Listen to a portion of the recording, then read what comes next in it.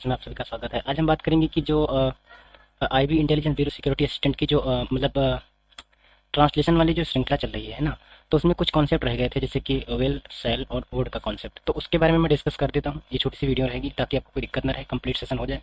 उसके बाद में जो भी अगली वीडियो आएगी वो क्या कहते हैं कि ट्रांसलेशन जो प्रीवियस ईयर पेपर की होगी, है ना। तो इसमें क्या होता है, सेल और विल का कॉन्सेप्ट क्या है मैं एक बार बता देता हूँ। देखिए, सेल का प्रयोग फर्स्ट पर्सन के सब्जेक्ट आई और वी के साथ फ्यूचर के किसी कार्य को व्यक्त करने के लिए किया जाता है। बाकी सब्जेक्ट के साथ विल का प्रयोग करें, है ना। समझ में नहीं आया, अभी एग्जांपल से समझता होगा। जैसे मान लिया कोई सेंटेंस दिया, जैसे लिखा है I shall go to college tomorrow and he will come with me. तो यहाँ पे सेल का मतलब किया गया है, क्योंकि ये क्या कह रहा है, ये फ्यूचर के बारे में डिनोट कर रहा है ना। तो आप यहाँ से कॉन्सेप्ट सीख चुके होंगे। अगले सेगमेंट पे चलेंगे ताकि आपको और क्लियर हो जाए बेहतर ढंग से। देखिए, मॉडर्न इंग्लिश में आई और वी के साथ विल का प्रयोग कर सकते हैं, है ना। अब स्वीकार है, लेकिन इंट्रोगेटिव सेंटेंसेज में आई के साथ वी का आई और वी के साथ सेल का प्रयोग होता है। मतलब जैसे मान लिया कोई इंट्रोगेटिव यानी कि प्रश्नवाचक सेंटेंस है, तो उसमें आई और वी के साथ सेल का प्रयोग होता है ना।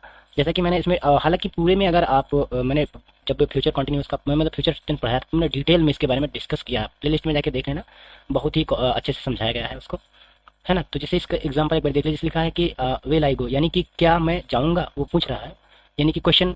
तो इसके लिए वो सही नहीं माना जाएगा, ग्रामेटिकल देखा जाए। हालांकि आप ये अप्रूव्ड है ना, यहाँ पे डिनोट में देखा दे रहा हूँ। अब लिखा है इसमें सैर आई गो, यानी तो ये सही हो जाएगा, यानी क्या मैं जाऊंगा, है ना। तो क्लियर हो गया। उसके बाद में अगला बात बता देता हूँ, शेल का प्रयोग और कहाँ होता है। देखिए, शेल का प्रयोग सेकंड पर्सन के सब्जेक्ट यू तथा जो थर्ड पर्सन के subject he she it they के साथ जो क्या कहते हैं कमांड यानी कि आदेश देना होता है। प्रॉमिस यानी वादा, और थ्रीट मतलब धमकी, है ना। और डिटर्मिनेशन का मतलब यहाँ पे वो दिया गया है, क्या कहते हैं दृढ़ संकल्प।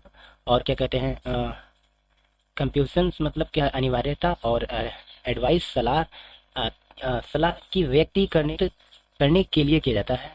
इसी प्रकार के वाक्यों में विल का प्रयोग आई एवं वी के साथ होता है। मतलब क्या है, आप यहाँ से समझ पाओगे एग्जाम्पल से। जैसे कि इसमें डिनोट किया गया है एग्जाम्पल में, जैसे कमांड यानी कि आदेश देना, किसी को कहना होता तो you shall leave the room at once, है ना। इसमें आदेश देना, तो यहाँ पे शैल का यूज किया गया है। ओके, फिर अगले सेंटेंस में चलेंगे। अगले सेंटेंस में लिखा है कि प्रोमिस यानी प्रतिज्ञा या इस तरीके से कोई चैलेंज या वादा इस तरीके से।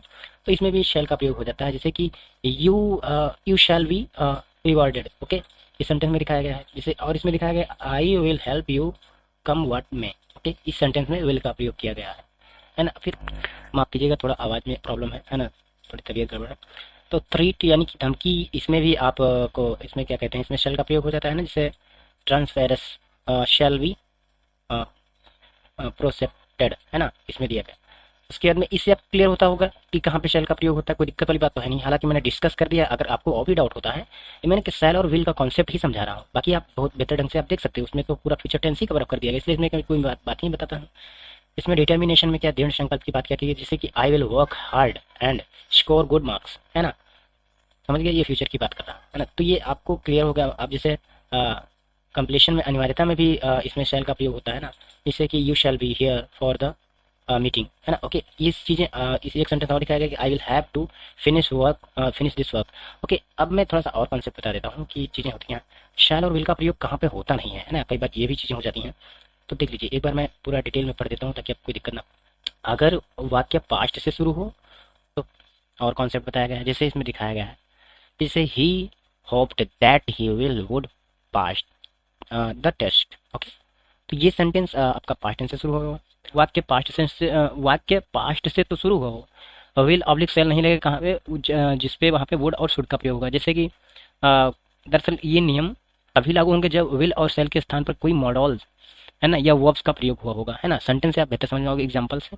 जैसे इसमें डिनोट किया गया, जैसे कि एग्जांपल इसमें दिखा गया है, ही said that he was coming, है ना। तो यहाँ पे सेड का प्रयोग किया गया है ना, ध्यान रखना। उसके बाद में फिर अगले चीजें और बताई गई हैं, जैसे यह नियम तब नहीं लागू होता है जब वाक्य में सार्वभौमिक सत्य यानी यूनिवर्सल ट्रूथ यानी कि कोई ऐसी चीजें होती हैं जो बिल्कुल परफेक्टेबल है, जैसे मुहावरे इसको चीजें होती हैं, तो वो अलग चीजें होती हैं। जैसे इसमें दिखाया गया है, से he said that he sun is star. तो ये सही है ना, क्योंकि इसमें यूनिवर्सल के बारे में बताया गया है कि ये सही है ना। फिर our teacher tells us that honesty is the best policy, ये भी सही माना जाएगा, ये भी सेंटेंस सही है ना।